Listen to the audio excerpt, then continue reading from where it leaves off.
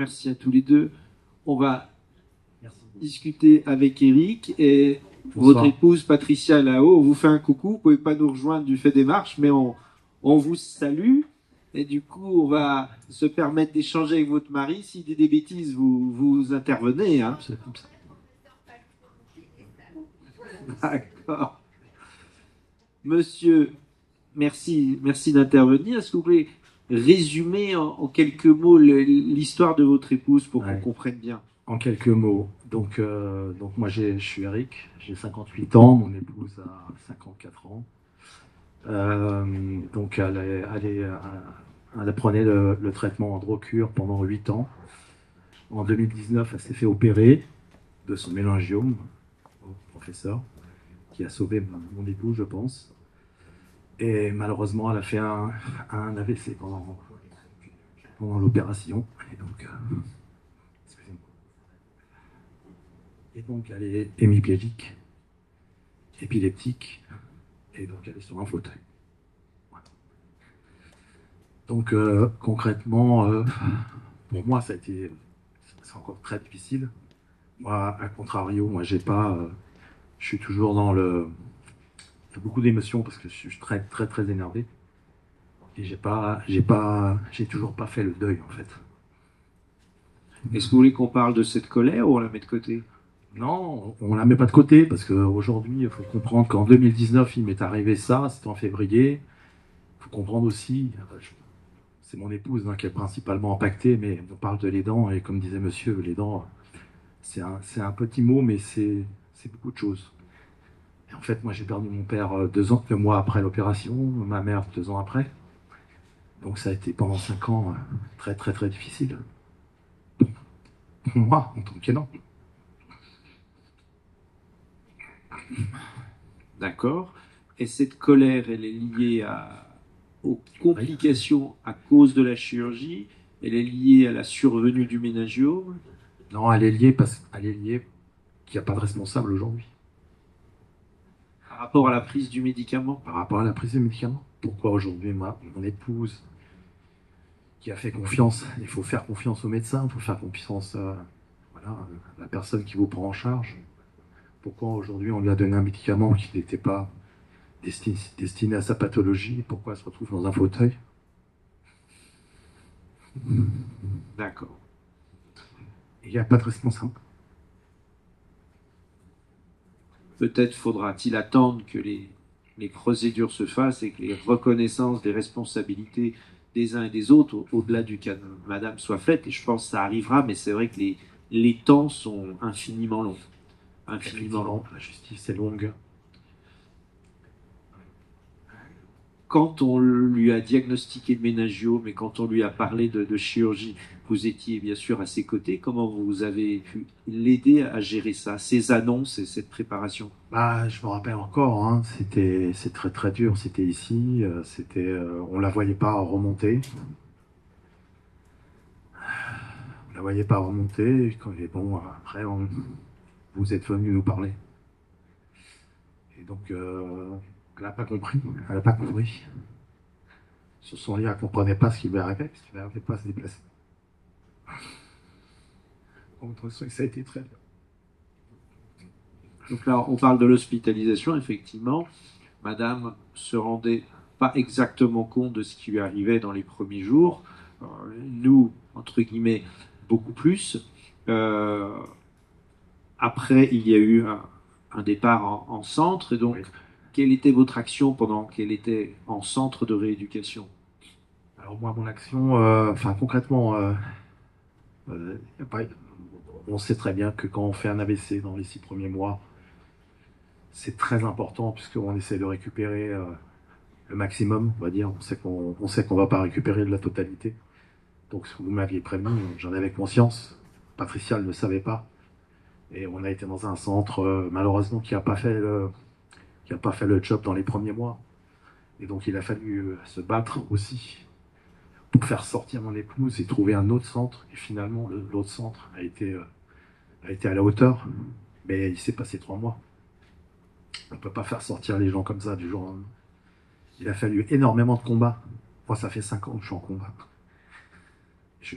tout juste. Moi, j'ai mis de côté ma carrière aussi. J'étais cadre dirigeant, je suis toujours cadre dirigeant, mais j'ai consacré ces 5 ans à mon épouse. Donc, dans les mois qui ont suivi la chirurgie, les premiers mois, elle était dans un centre de rééducation. Donc, votre action, ça a été surtout un combat pour la mettre dans un meilleur endroit, si on peut le dire comme ça. Parce qu'il y avait... Et le mot combat, c'est parce qu'il a fallu batailler pour y arriver? Ah oui, il a fallu batailler. Il a fallu l'intervention de mon médecin traitant. Et j'ai même fait appel à des députés pour qu'elle rentre dans l'hôpital des armées. Voilà, pour essayer de faire bouger les choses. Voilà. On a réussi. Donc le centre qu'elle a intégré après à la fin, c'était un super centre de rééducation. Super centre. Et après la rééducation, il y a eu le retour à la maison. Vous l'avez vécu comme des questions que je me permets de vous poser, hein, comme une victoire, comme une inquiétude, comme un mélange de plein de choses. Ah, ça a été très difficile. Ça a été très difficile. Il a fallu aménager la maison. Il a fallu une grande maison. Aménager la maison pour différents. Elle avait plusieurs étages cette maison. On n'est plus là. Hein. On a tout. Je l'expliquerai après, mais il a fallu aménager la maison pour la recevoir. Donc ça a été sans difficulté, même si je reconnais que faire les procédures et les papiers pour aménager la maison, c'est complexe. Et les gens qui n'ont pas les moyens, moi j'ai les moyens, voilà, j'ai les moyens, j'ai pu faire les travaux. Mais ceux qui n'ont pas les moyens, comment ils font? Ils accueillent des gens en fauteuil roulant et ils les mettent dans le fauteuil toute la journée. Voilà, il a fallu penser à ça. Et je pense, moi, aux gens qui n'ont pas les moyens de faire ces avances de frais, il faudrait changer les choses. De ce point de vue-là. Et comme aménagement, qu'avez-vous dû faire pour qu'on se rende compte de l'ampleur des choses? Il a fallu que je mette des barres, ce qu'on appelle, dans la douche, aménager la douche comme il fallait, la chambre qui était à l'étage, la descendre, mettre des barres dans tous les sens pour qu'elle puisse se déplacer, voilà, se déplacer. Donc, toute cette phase-là a été très, très, très bien. Il y a eu des accompagnants, des spécialistes, ils sont venus à la maison, ils ont regardé. Tout ça a été très très bien accompagné. Mais in fine, voilà, on a décidé après la mort des parents de tout vendre. Et on est dans un appartement aujourd'hui aménagé. Encore une fois, je l'ai aménagé. Non, les 2 appartements neufs sont aménagés et sont dans PMR, mais voilà, j'ai fait plus que ça. Pour penser toujours la même chose, penser à l'avenir et au confort de mon épouse. D'accord. Aujourd'hui, et je peux aussi poser directement la question à madame, quelle est votre activité et vos programmes de rééducation encore actuellement? Je suis prise en charge à l'hôpital du Vésinet pour la rééducation, les injections de toxines tous les 3 mois. Et mon quotidien à la maison, je garde l'esprit vraiment occupé du matin jusqu'au soir, donc en toute activité. Hein. Ce que je peux faire, je fais. Je déteste l'assistanat, donc avec la moitié du corps, je me débrouille, j'ai pas un temps fou, mais j'essaye. D'accord. Quand vous parlez de toxines, je me permets de préciser pour tout le monde, c'est une injection de toxines botuliques pour traiter... détendre les muscles. Voilà. Pour éviter que je reste atrophiée complètement. Et vous dites vous restez pas à rien faire et que vous occupez. Qu'est-ce que vous faites si c'est pas indiscret? Alors que fais-je? D'essayer de faire ce que je faisais auparavant avec la moitié du corps, bien évidemment. M'occuper du lave-vaisselle, d'essayer de faire un peu de cuisine à ma manière avec une main. M'occuper du ménage, que j'adore faire. De m'occuper, essayer de tenir mon cerveau toujours en activité, faire des jeux neuro. La lecture, c'est compliqué parce que je vois très mal, on m'a acheté une liseuse, mais puis moi j'ai une liseuse, de façon à pouvoir lire une page ou 2. Mais voilà, je suis occupée toute la journée. Et le soir, évidemment, je suis fatiguée. 18h, je n'en peux plus. J'allais vous poser cette question. Faire tout ça, c'est-à-dire vivre aussi normalement que possible avec votre difficulté, est fatigant. Ma question, vous y avez répondu, c'est oui, c'est à 18h, vous êtes épuisé, c'est ce que vous me dites. 18h, je n'en peux plus. C'est la douche, donc je tiens à prendre ma douche toute seule. Ça me prend 2 heures. Mais après, je vais me coucher sans aucun traitement, je dors jusqu'au lendemain. Je suis épuisée, mais toute la journée, je suis épuisée. Hein. Et vous douchez toute seule et vous dites ça prend 2 heures parce que c'est compliqué. Oui. Et vous ne voulez pas que monsieur vous aide, par exemple? Vous tenez à le faire vous-même, c'est Ouais. ça? Ouais. Ouais. Oui, là, le fauteuil, par exemple, je donne un exemple. Être dans un fauteuil à 50 ans, c'est compliqué, je pense. Et bien évidemment, elle essaye de marcher par elle-même sans fauteuil, puisqu'elle y arrive, elle peut se déplacer sur une vingtaine de mètres. Mais bon, il faut savoir qu'elle est tombée 3 fois. Voilà, 3 fois. Et je l'ai retenue 2 fois. Donc elle a eu 5 chutes et elle s'est fracassée. Enfin bon, bref, elle est pleine de roches partout. Parce que elle n'accepte pas non plus fauteuil roulant. D'accord. Et dans la maison, vous êtes en fauteuil? Non. Non. Aujourd'hui, non. D'accord. Avant, oui, mais aujourd'hui, non. Elle trouve ses repères. Mais le problème, c'est qu'elle voit très mal. Et en fait, les différences, vous voyez, là, cette marche-là, elle la verrait pas, puisqu'elle elle confond, elle voit pas. Pour elle, c'est plat. Et donc, elle voit pas les marches. Voilà. Donc, faut être moi, quand je me déplace avec elle, je suis extrêmement attentif. J'ai réussi à apprendre et à me placer pour éviter, s'il y a chute, de la rattraper. D'accord. Et J'ai appris ça. aujourd'hui, on est loin de la chirurgie. On Oui. peut, et je parle sous votre contrôle, dire que l'état de madame est assez stable. Oui.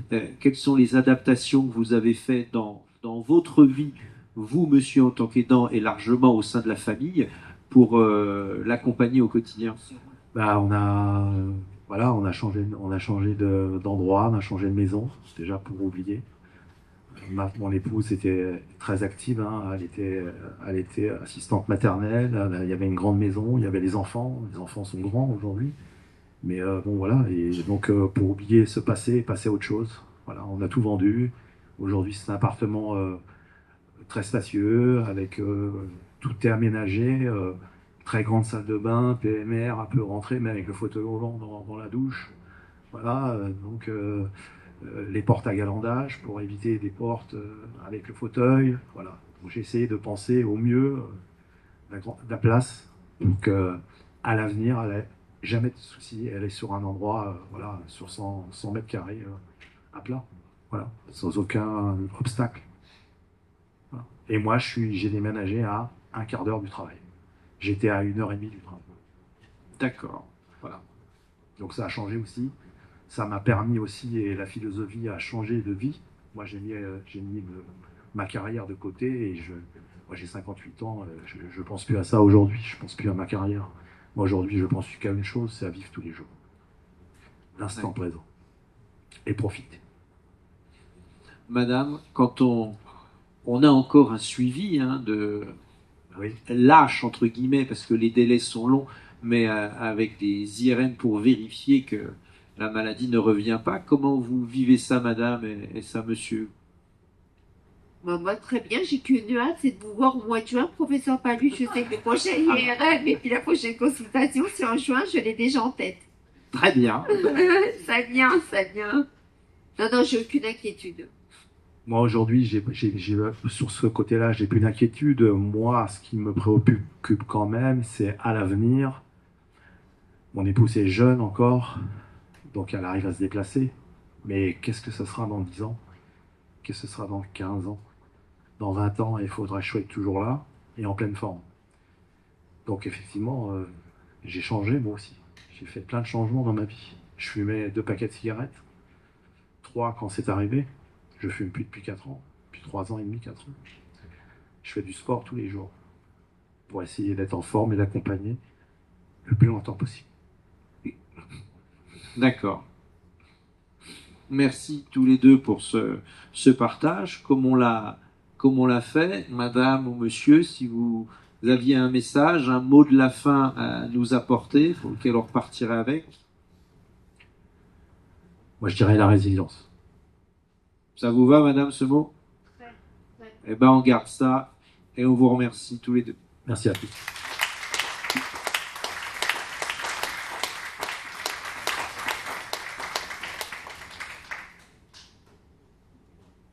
Merci à tous pour vos témoignages qui étaient forts de sens et d'émotion. Donc, merci de nous partager cela. C'est fort utile pour tout le monde, je pense. On a le temps de discuter, d'échanger avec l'auditoire. Si vous avez des questions, n'hésitez pas, parce que la force de vos mots impose le silence. Donc on a vu beaucoup de choses. Est-ce que vous voulez qu'on reparle de certains éléments?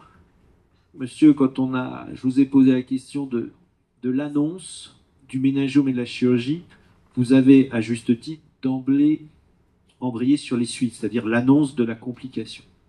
Parce que bien sûr, c'est le plus important et c'est ce qui a impacté la vie de madame. Mais avant, lorsqu'on vous a dit à madame et à vous, il y a un méningiome, il faut vous faire opérer, quel était l'état d'esprit à ce moment-là, avant la survenue de la complication?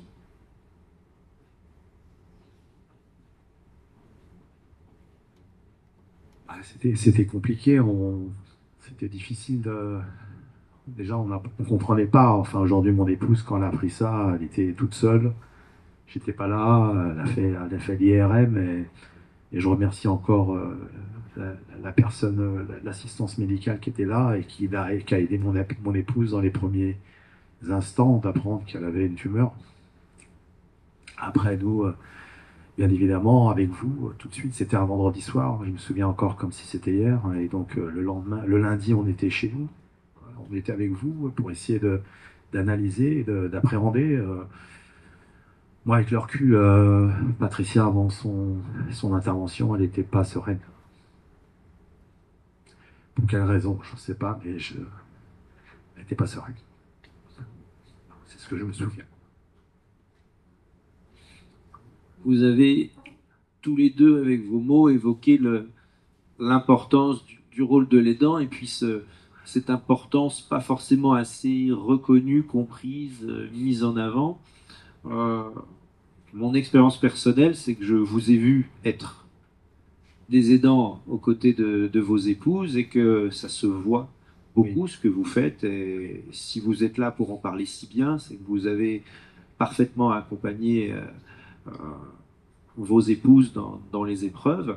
Et effectivement, il y a encore à faire et je vous remercie. Nous allons mieux insister sur le rôle de l'aidant et pas simplement insister pour qu'il soit présent, pour qu'il entende la même chose, mais de dire, voilà, vous aurez un rôle spécial qui est celui, si vous l'acceptez, de l'aidant à côté du patient et que c'est comme pas un petit rôle anodin parce que ça impacte beaucoup soi-même et ça impacte beaucoup positivement la personne qui est malade parce que vous êtes l'acteur du quotidien, de l'aide, du soutien, le punching ball de temps en temps, je n'en doute pas, et ainsi de suite. Et c'est un rôle très important, raison pour laquelle on a tenu à ce que vous puissiez nous partager ces expériences et on va repartir avec ces enseignements-là pour faire mieux et demain, notamment en intégrant beaucoup plus, pas tant sur l'information, mais sur le rôle spécial qui va être celui de l'aidant. Et je dirais quelque part que l'aidant, il faut l'aider aussi quelque part dans le sens où moi, j'ai jamais parlé à personne pratiquement pendant 5 ans en fait. On s'est retrouvés du jour au lendemain. Mon épouse d'abord, hein, bien évidemment avant moi, mais apprendre tout. Moi, il a fallu que je prenne tout. Alors, en plus, j'ai pas pris que mon épouse. Et après, j'ai eu d'autres facteurs, mes parents, le décès, toutes ces choses-là. Mais les enfants à l'école, même s'ils étaient majeures, mais c'était pas simple. Il a fallu prendre tout. Et à quel moment on sait psychologiquement ce qu'on a pris, comment on l'évacue, comment on l'absorbe et comment on l'évacue. Moi, j'ai fait du sport. Moi, j'ai pris un coach sportif et tous les vendredis, je tapais dans le punching ball pour m'évacuer parce que sinon, je ne sais pas ce que j'aurais fait en fait. J'ai fait ça. Ça m'a aidé. mais c'est pas simple. Voilà. Merci. Il y a une question dans la salle, me dit-on. Merci, allez-y. Bonjour. Tout d'abord, merci beaucoup de venir témoigner. C'est extrêmement touchant. Et j'avais 2 questions en fait. Par vos témoignages qui me sont venus à l'esprit. Tout d'abord, je voulais savoir si vous aviez ou si vous faites toujours partie d'un cercle d'écoute pour les personnes aidantes. Parce que c'est vrai qu'on ne parle pas souvent de ce rôle-là qui est vraiment vital dans l'accompagnement des patients. Et si oui, éventuellement dans quelle association. à part Amalia. Et aussi, vous avez brièvement mentionné la partie post-opératoire avec le parcours de rééducation, notamment vous, Marie-Laure. Vous avez dit que vous n'avez pas forcément très bien vécu cette période. Si vous deviez à nouveau vous retrouver, si vous deviez vous retrouver face à des spécialistes, donc que ce soit des kinés, des orthos, des psychologues, etc., qu'est-ce que vous auriez envie de leur dire pour voilà pardon. Qu'est-ce qui serait important pour vous de dire en fait? Vous avez mentionné la confiance. Qu'est-ce qui est important de souligner pour la bonne prise en charge des patients et des aidants? J'espère que c'est clair.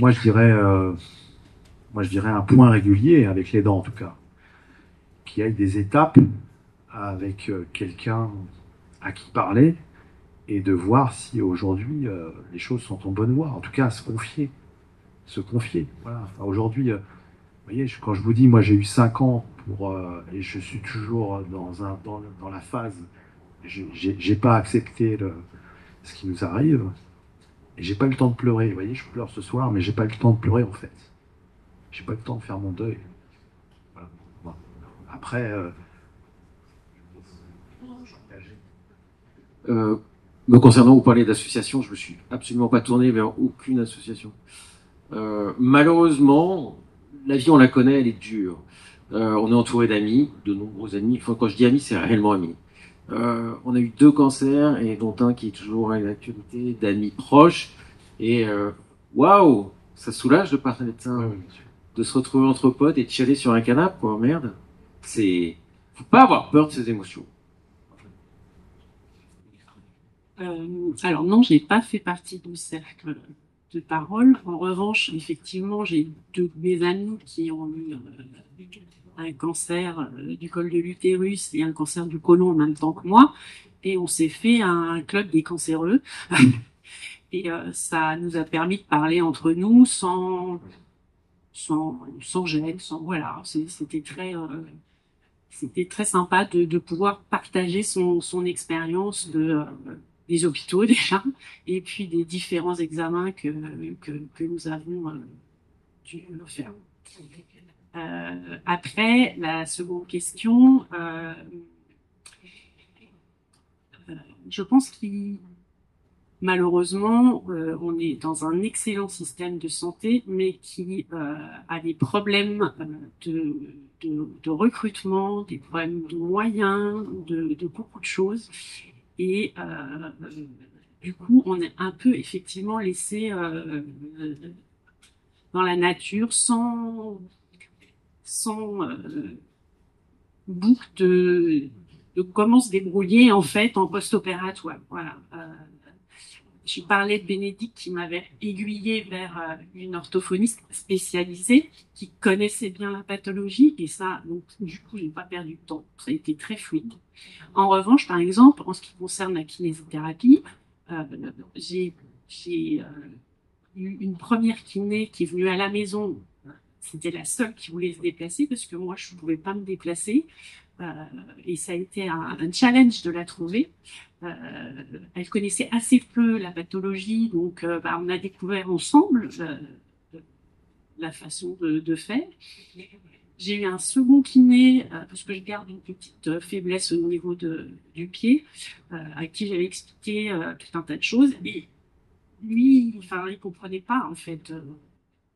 Il comprenait pas ce que je lui racontais. Je lui expliquais que voilà, je sentais pas mon pied, que voilà. Et c'est pareil, j'aurais aimé en fait au niveau du post-opératoire être guidée, comme je l'ai été en orthophonie, être guidée en kiné, être guidée en psychiatrie ou en psychologie, parce que c'est des pathologies qu'on rencontre pas quand même tout le temps. Et j'ai dit un jour, il n'y a pas très longtemps, à mon mari, si j'avais eu un cancer du sein, je pense que j'aurais été beaucoup plus guidée. Parce qu'il y a des choses qui sont mises en place. On connaît bien la pathologie. Enfin, les médecins de ville, les kinés de ville, les orthophonistes de ville, enfin, ils connaissent cette pathologie. En neurologie et en neurochirurgie, malheureusement, c'est quand même pas des praticiens qui sont formés à ce genre de pathologie. Alors peut-être effectivement essayer de les récupérer en interne et être accompagné en interne dans le cadre du GHU, ou avoir des partenariats effectivement avec des professionnels, mais des professionnels qui soient un peu au courant en fait des difficultés qu'on peut rencontrer quand on sort. Un truc tout bête, hein, effectivement, nous on a une baignoire à la maison, ça a été épique. Les douches dans un premier temps. Alors j'imagine même pas avec un fauteuil roulant. On a acheté des barres qui ne tenaient pas. Enfin bon, voilà, c'est des choses où un kiné il aurait pu dire, ben voilà, vous pouvez faire ça comme ça, monter des marches aussi. Il a fallu que je réapprenne à monter les marches. Ben c'est pas facile. Voilà, quand on n'est pas guidé, c'est pas facile. Et on manque de référents en fait. Je vais me faire l'avocat du diable. Quand tu te fais opérer, que ce soit par monsieur le professeur ou quelqu'un d'autre, les conséquences, on les connaît pas d'avance. Donc tu voudrais que le monde en dehors de l'hôpital soit formé à un panel à 360 ou 180 degrés.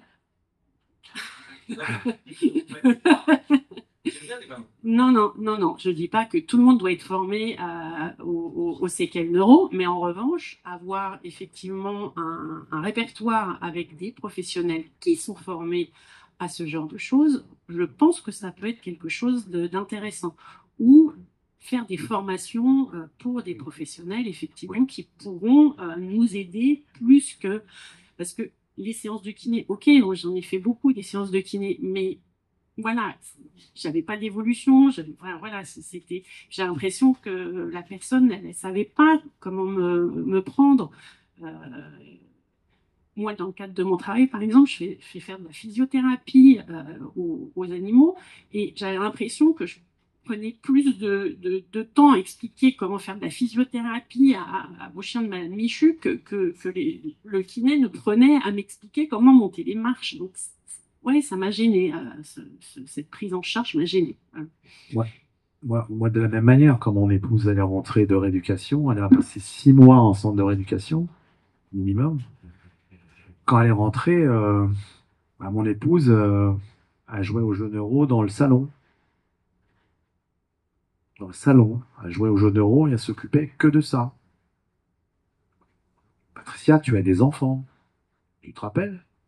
Oui, oui, mais elle refusait de revenir parmi nous au départ. Mais on aurait pu m'aider, moi, à anticiper tout ça, je pense.